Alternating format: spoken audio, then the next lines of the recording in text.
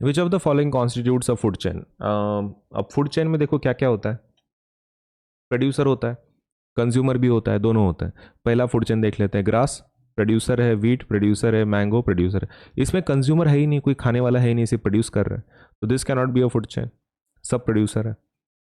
Grass producer है, गोट consumer है, herbivorous है, और ह्यूमन ओमनीवोर है।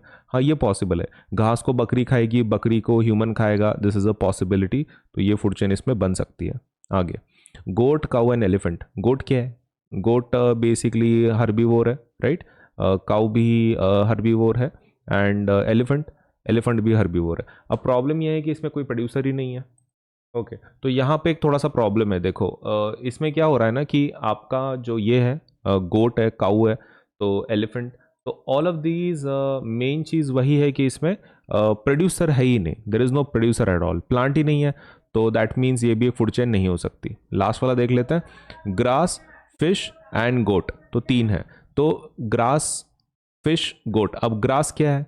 Grass is basically producer. Goat क्या है? Herbivorous, right. एंड फिश क्या है?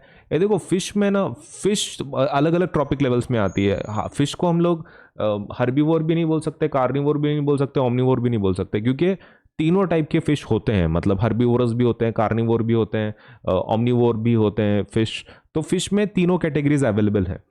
तो अगर आप यहाँ पे तीनों कैटेगरीज अवेलेबल हैं, अगर मतलब herbivore also, carnivore also and omnivore also, तो ये थोड़ा पॉसिबिलिटी जरा कम ही लग रहा है, क्योंकि घास और गोट और कहाँ फिश ना, फिश तो पानी में होती है, तो this kind of ecosystem is not possible. लेकिन फिर भी अगर आप एक ऐसी यहाँ पे इमेजिनेटिव स्टोरी सोचते हो कि भाई घास को बकरी ने खाया और फिर बकरी फॉर सम रीजन पानी में चली गई, मतलब एक तो गिर गई या फिर पानी में चली गई, और वहां पर उसने उसको बहुत बड़े फिश ने उसको खा लिया, तो यस दैट्स अ पॉसिबिलिटी, फिर वो एक फूड चेन बन सकती है, मतलब। बट ये काफ़ी ओवर स्ट्रेच्ड है, मतलब ये जो आंसर इमेजिनेटिव स्टोरी है ये काफ़ी मतलब हम लोग ज़्यादा सोच रहे हैं। अगर मल्टीपल ऑप्शंस अगर लेने हैं तो फिर आप बी और डी ले लो, इफ मल्टीपल ऑप्शंस है तो बी एंड डी ले लो। लेकिन एग्जाम में अगर इसमें से एक ही चूज करना है, फॉर एग्जांपल एग्जाम में क्वेश्चन आता है एक ही चूज करना है, your safe bet is B option. आपका सेफ बेट क्या है? बी ऑप्शन, क्योंकि इसमें कैसा ना परफेक्ट फूड चेन आपकी बैठती है, एक ही इकोसिस्टम से है। लेकिन ये फिश मतलब इकोसिस्टम ही चेंज होता है, कहाँ मरीन कहाँ टेरेस्ट्रियल, काफी डिफरेंट हो जाता है। So better you go for B option. लेकिन मल्टीपल अगर है तो you can go for B and D. लेकिन डू रिमेंबर यहाँ पे काफी इमेजिन आपको करना पड़ेगा कि वो बकरी पानी में गई और फिर किसी बड़ी फिश ने खाया, तो may be it can be a food chain.